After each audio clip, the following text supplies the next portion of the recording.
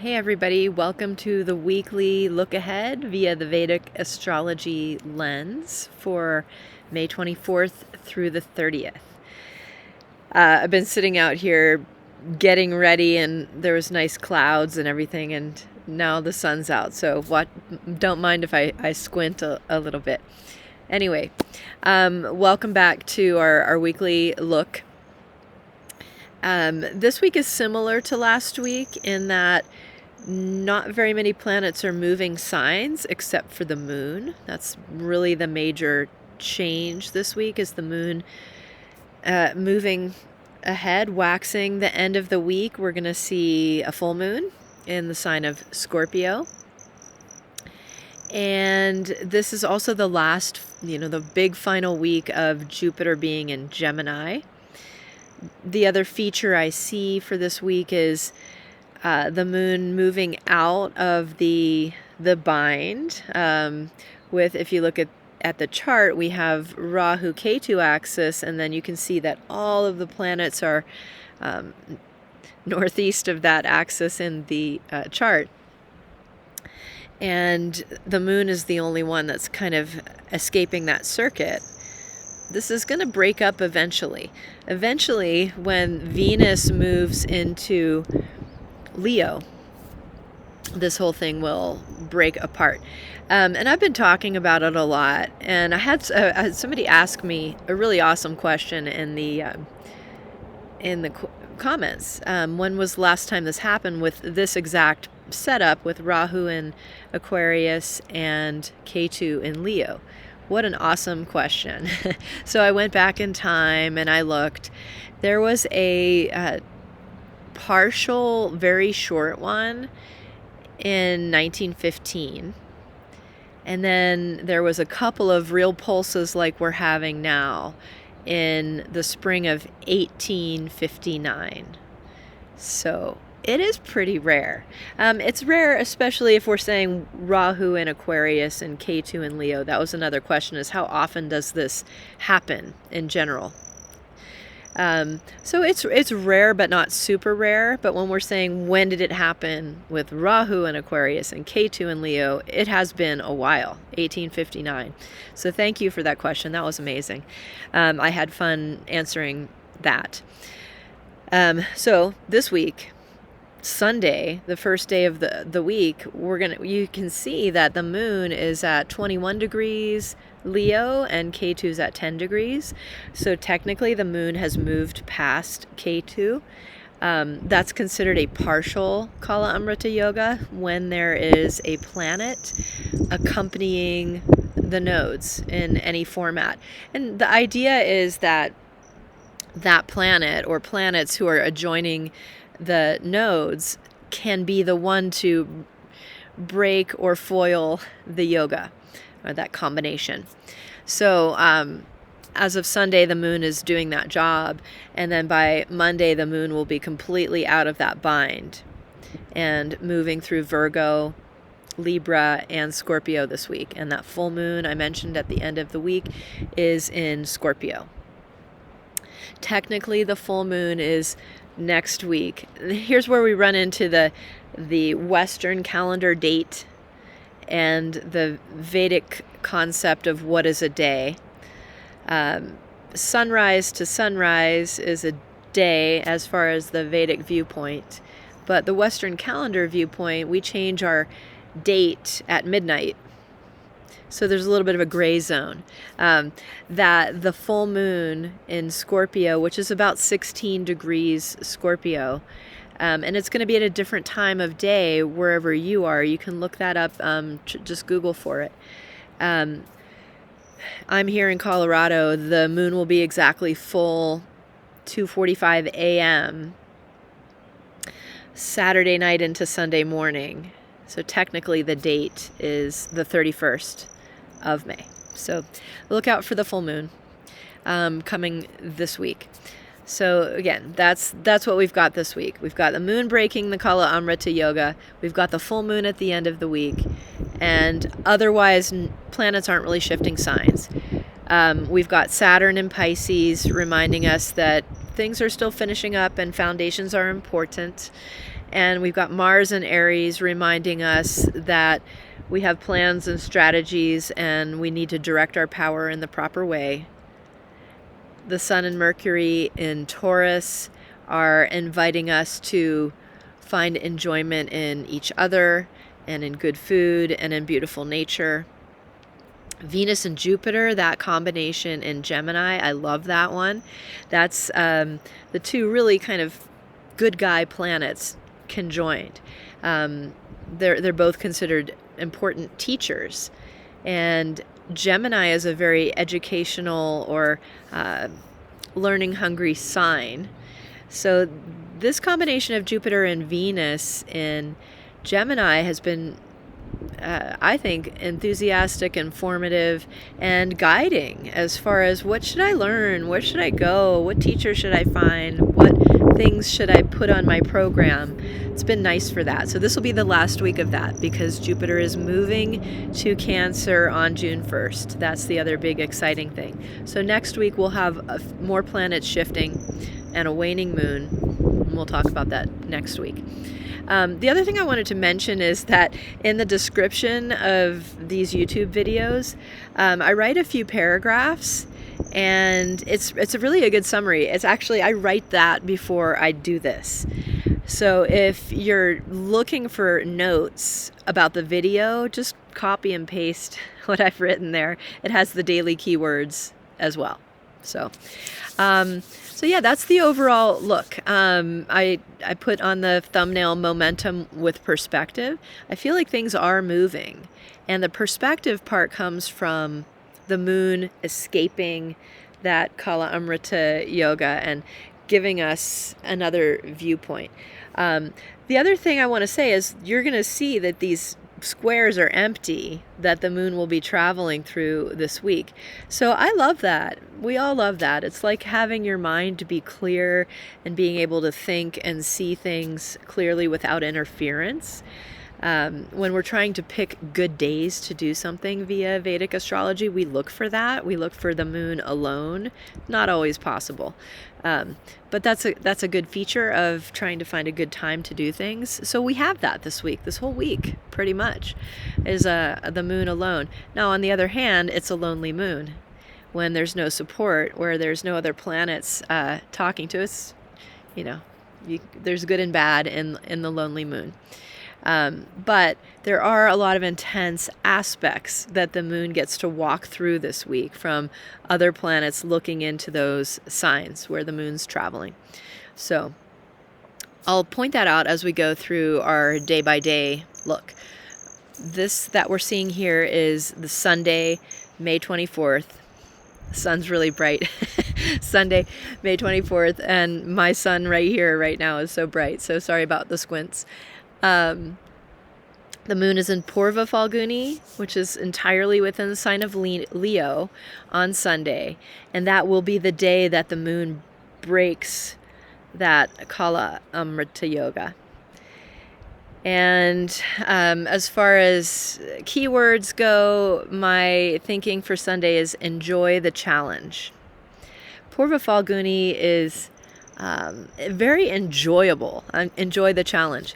It's like all about love and pleasure and the things in life that we're all seeking for the most part. So enjoy the challenge because the Tithi of that day wants us to kind of work hard. So work and play kind of feeling on Sunday the 24th. Enjoy the challenge.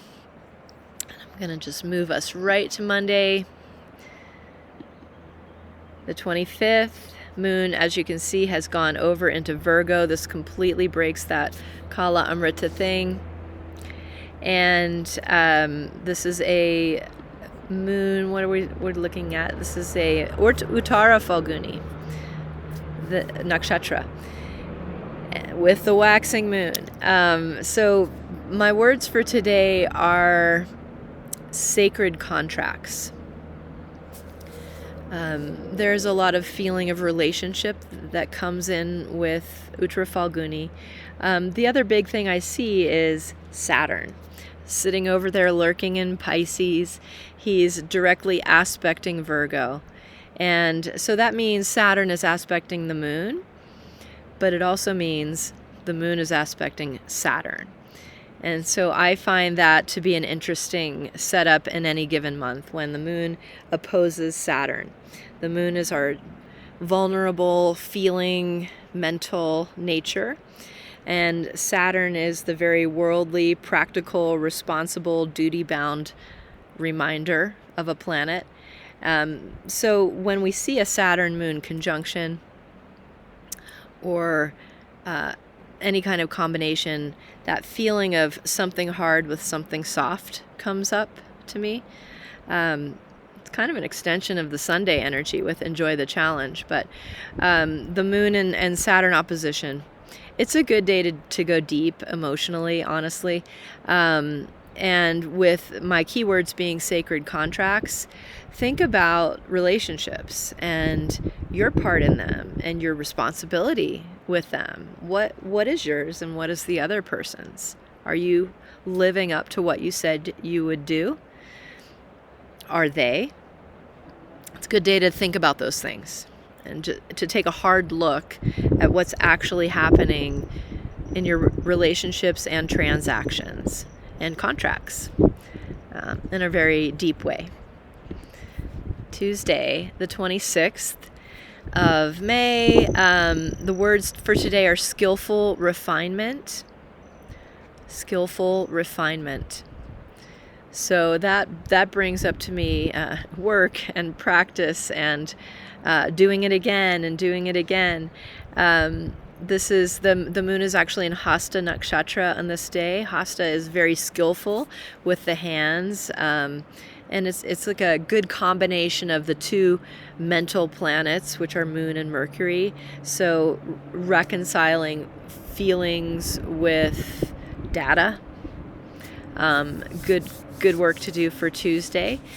Again, we're having Saturn and the moon opposite. So that is Monday and Tuesday, where the moon is moving through Virgo, and you're going to get that Saturn moon reflection of, how do I feel about this and how much is it costing me? That can be sort of the theme of that opposition of moon and Saturn, especially in those signs. So, skillful refinement for Tuesday. So maybe we're not starting a huge new thing, but we're working with what we have and making it better. Keeping it going. Whoops, things fell. The wind is here now too. All right, Wednesday the 27th. Wednesday's the middle day of the week. And the moon is very late in Virgo on the day when this day starts on Wednesday. So within an hour of sunrise, the moon's going to be in Libra. So on Wednesday, the 27th, the words I came up with are dynamic balance. Libra is a very balance-oriented sign. So there's always that with Libra. Additionally, on this week, this is Chitra Nakshatra that the moon is going to be traveling through for the most part, which is very creative and design oriented as far as nakshatras go.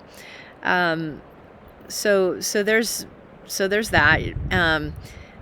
I think the balance idea really came to me because of Libra, but also there are some intense aspects. I said this a month ago when the moon was going through Libra. Jupiter's aspecting Libra. Rahu's aspecting Libra.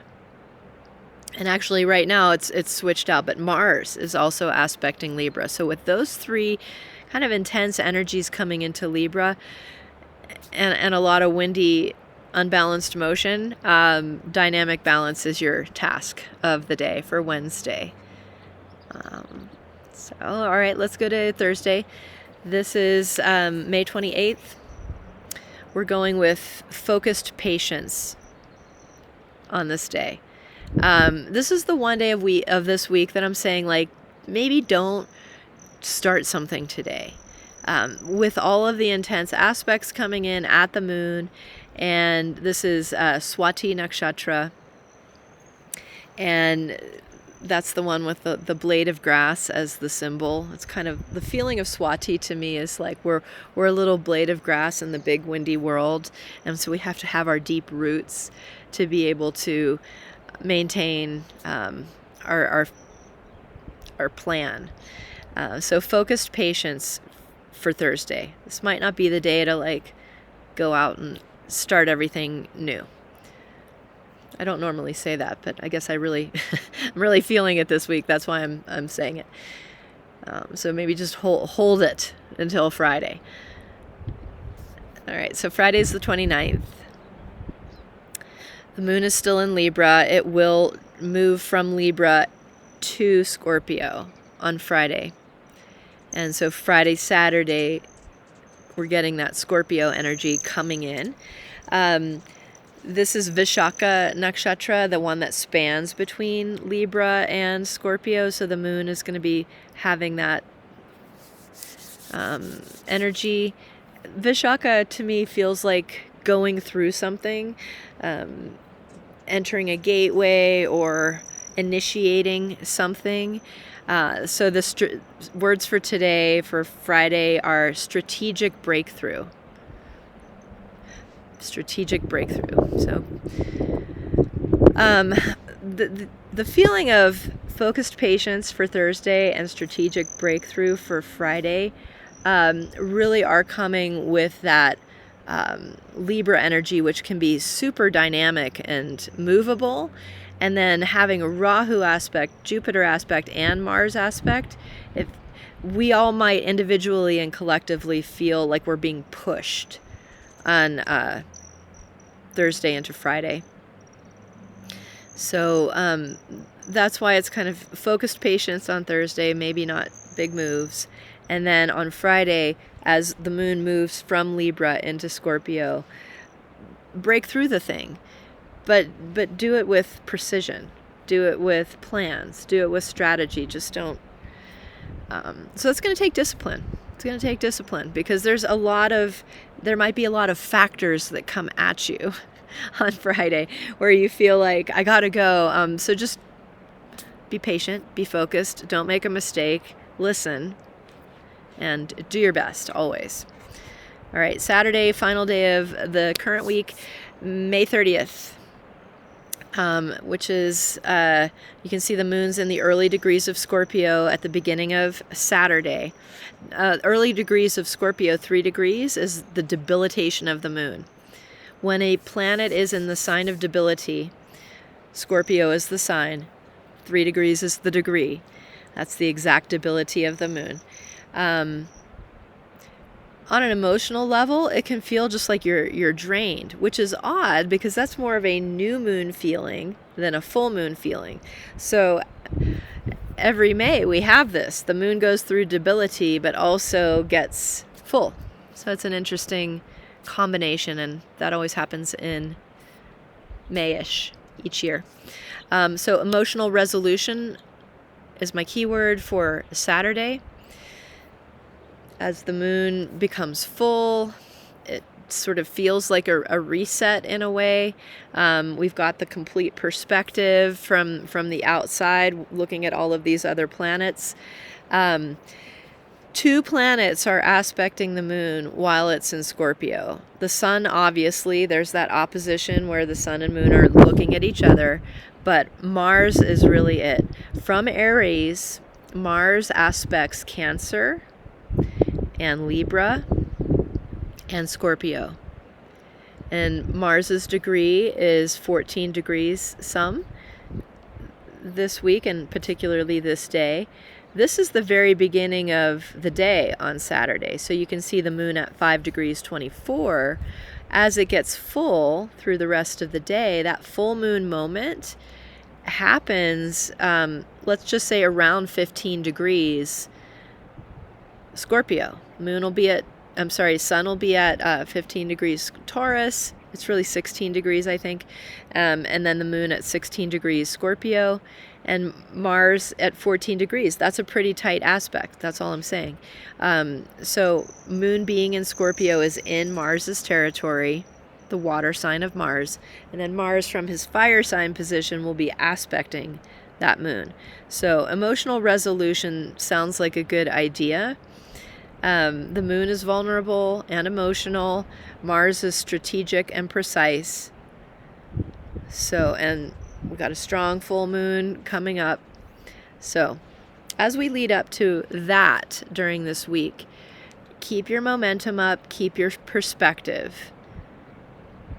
Keep moving, keep planning, keep paying attention and listening. Best advice. So I hope this is helpful for all of you who are watching. I really appreciate any interactions that you give me and suggestions and questions. I really do. Thanks a lot. I hope you have a good week. Stay safe, stay healthy, and take care of each other. All right. Thank you. Bye.